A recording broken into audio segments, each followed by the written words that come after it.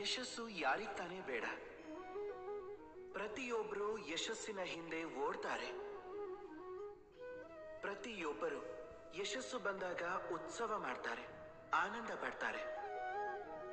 ಆದ್ರೆ ಈಗ ನಾನು ವೈಫಲ್ಯದ ಬಗ್ಗೆ ಮಾತಾಡಿದ್ರೆ ಆಗ ಪ್ರತಿಯೊಬ್ರು ದೂರ ಓಡ್ತಾರೆ. ಜೀವನದಲ್ಲಿ ವೈಫಲ್ಯ ಬರ್ಲಿ ಅಂತ ಯಾರೂ ಬಯಸೋದಿಲ್ಲ. ತಮ್ಮ ಜೀವನದಲ್ಲಿ ಯಾವತ್ತೂ ವೈಫಲ್ಯನ ಎದುರಿಸೋದ್ ಬೇಡ ಅಂತ ಪ್ರಾರ್ಥನೆ ಮಾಡ್ತಾರೆ. ಯಾವಾಗ ಈ ವೈಫಲ್ಯ ಬರುತ್ತೋ ಜನ ನಿರಾಶರಾಗ್ತಾರೆ.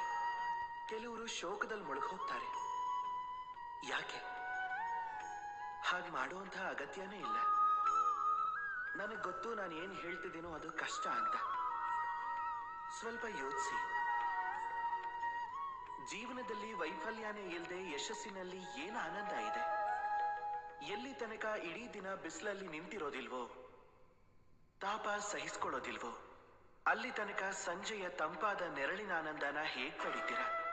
ಅದರ ಮಹತ್ವನ ಹೇಗ್ ಅರ್ಥ ಮಾಡ್ಕೋತೀರಾ? ಇದೇ ಆಗೋದು ಯಶಸ್ಸು ಮತ್ತು ವೈಫಲ್ಯ. ಯಶಸ್ಸನ್ನ ಪಡೆಯೋದಕ್ಕೆ ವೈಫಲ್ಯ ತುಂಬಾ ಮಹತ್ವಪೂರ್ಣ ಆಗತ್ತೆ. ಸಮಸ್ಯೆ ಯಾವಾಗ ಆರಂಭ ಆಗತ್ತೆ ಅಂದ್ರೆ ಯಾವಾಗ ನಾವು ಕೇವಲ ಯಶಸ್ಸು ಮತ್ತು ಆನಂದ ಇದ್ದಾಗ ಮಾತ್ರ. ಕಷ್ಟಗಳಿಗಲ್ಲ, ವೈಫಲ್ಯಗಳಿಗಲ್ಲ.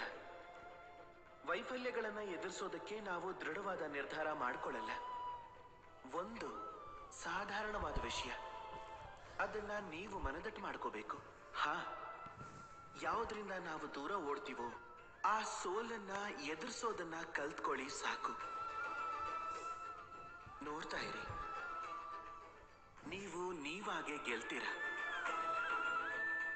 ರಾಧೇ ರಾಧೇ.